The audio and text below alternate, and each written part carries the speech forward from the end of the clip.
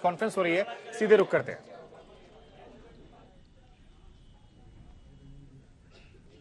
नीतीश कुमार जी के ऊपर जिस विरासत को संभालने की जवाबदेही बिहार की जनता ने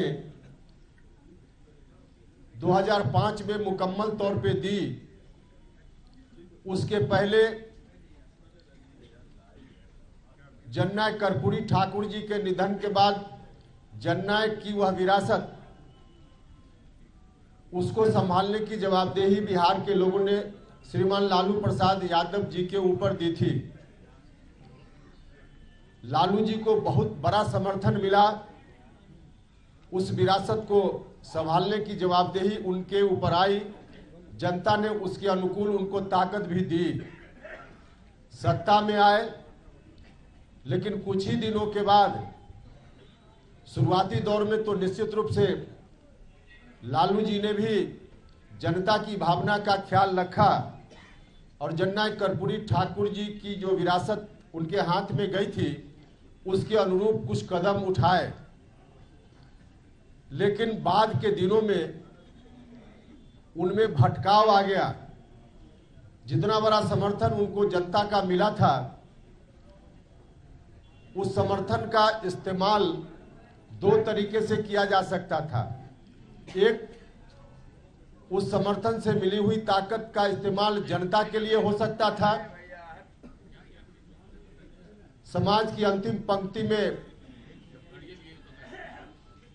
खड़ा व्यक्ति, उसको समाज की मुख्य धारा में जोड़कर एक समरस समाज बनाने की परिकल्पना जो समाजवादियों ने कभी की, उसी परिकल्पना को जननायक कर्पूरी ठाकुर जी आगे ले जाना चाहते थे। यही उनकी विरासत थी और यही अपेक्षा लालू जी से भी थी कि लालू जी इसी रूप में जनता से जो ताकत उनको मिली है, आशीर्वाद मिला है, उसका इस्तेमाल करेंगे। लेकिन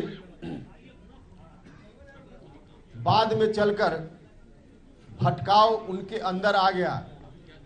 अब इस समर्थन का इस्तेमाल उस रूप में नहीं करके, उस ताकत का इस्तेमाल नहीं करते हुए, शुरुआती दिनों को छोड़कर बाद के दिनों में लालू जी ने अपने परिवार के हित में काम करना शुरू कर दिया, जिसका खामियाजा उनको अभी तक भुगतना भी पड़ रहा है। खैर वह विषय अलग है। लेकिन वहां से फिर नीतीश कुमार जी के ऊपर उस विरासत को चलाने की जवाबदेही बिहार की जनता ने सौंपी। 2005 के पहले 10-12 साल तक संघर्ष हुआ।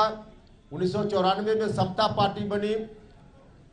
जॉर्ज फर्नांडिस साहब के आशीर्वाद से नीतीश कुमार जी उस पार्टी के बिहार में मुखिया बने और फिर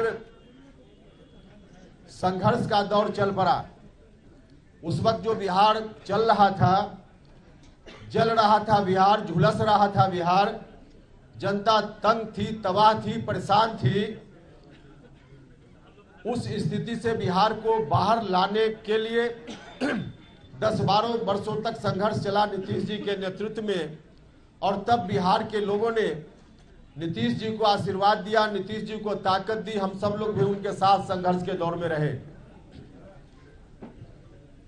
अब 2005 के बाद जननायक कर्पूरी ठाकुर जी की वही विरासत नीतीश जी के जिम्मे आ गई। नीतीश जी ने उस विरासत को आगे बढ़ाने का काम अपने शासन काल के दौरान बहुत ही अच्छे तरीके से किया। इस बात के लिए मैं नीतीश कुमार जी का हृदय से धन्यवाद भी करता हूं। बिहार को उस खौफनाक मंजर से बाहर लगाने में उन्होंने पूरी ताकत लगा दी। बिहार बाहर आया, हर तरह से लोगों के बीच अमन, चैन, शांति कायम हुई। बिहार डेवलपमेंट की ओर बढ़ चला। तो बहुत ही अच्छा काम मुख्यमंत्री जी ने किया। लेकिन जो कहा जाता है कि अंत भला तो सब भला, और अंत में अगर भला नहीं तो कुछ नहीं भला, तो बहुत ही अच्छा नीतीश कुमार जी ने किया। लेकिन बाद में अंत में आकर अंत भला तो सब भला नहीं हुआ, अंत बुरा हो गया। नतीजा कहावत दूसरे रूप में परिवर्तित हो गई, अंत बुरा तो सब बुरा। बहुत अच्छा नीतीश जी ने किया, लेकिन अंत में आज जिस ओर नीतीश कुमार जी चल पड़े हैं वह बहुत ही बुरा है, न सिर्फ नीतीश जी के लिए बल्कि बिहार की जनता के लिए, जनता दल यूनाइटेड के लिए, पार्टी के साथियों के लिए, सब के लिए। –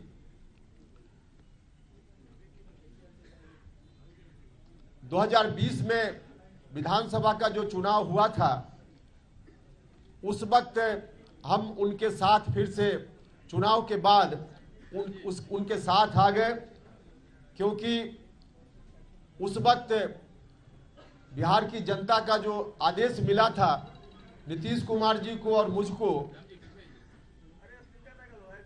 उस आदेश को देखते हुए मुझको लगा कि हम लोग आपस में बटे रहेंगे तो फिर से बिहार में पुरानी स्थिति लौट सकती है। विरासत जननायक कर्पूरी ठाकुर जी की, जिसको बढ़ाने का दायित्व नीतीश जी के ऊपर है, वह विरासत फिर से रसातल में जा सकती है।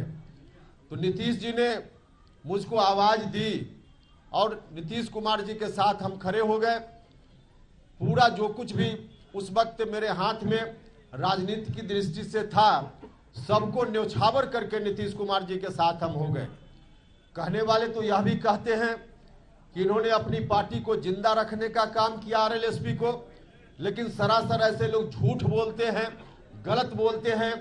उपेंद्र कुशवाहा के मन में कुछ भी नहीं था।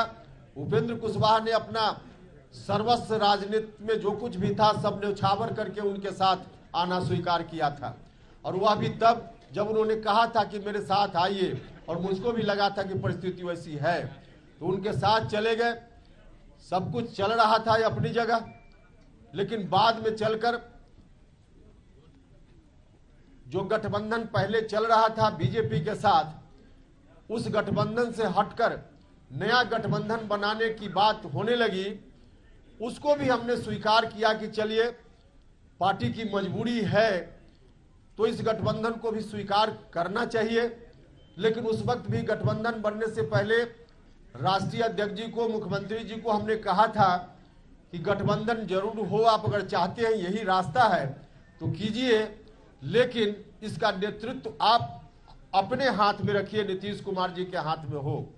क्योंकि हम जानते थे कि अगर नीतीश कुमार जी के हाथ से नेतृत्व निकल गया तो जननायक कर्पूरी ठाकुर जी की विरासत फिर से ध्वस्त होने लगेगी। तो मुझसे कहा गया कि हाँ ठीक ऐसा ही होगा। लेकिन गठबंधन बनने के थोड़े ही दिन के बाद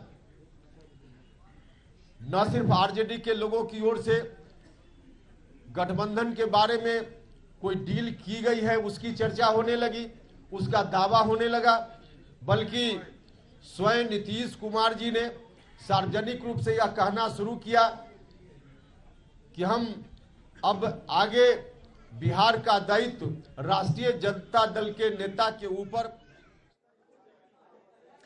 तो उपेंद्र कुशवाहा को आप सुन रहे थे, जो बिहार की स्थिति पर अपनी बात रख रहे थे। कई बड़े फैसले लेने की यहां पर आशंका जताई जा रही है।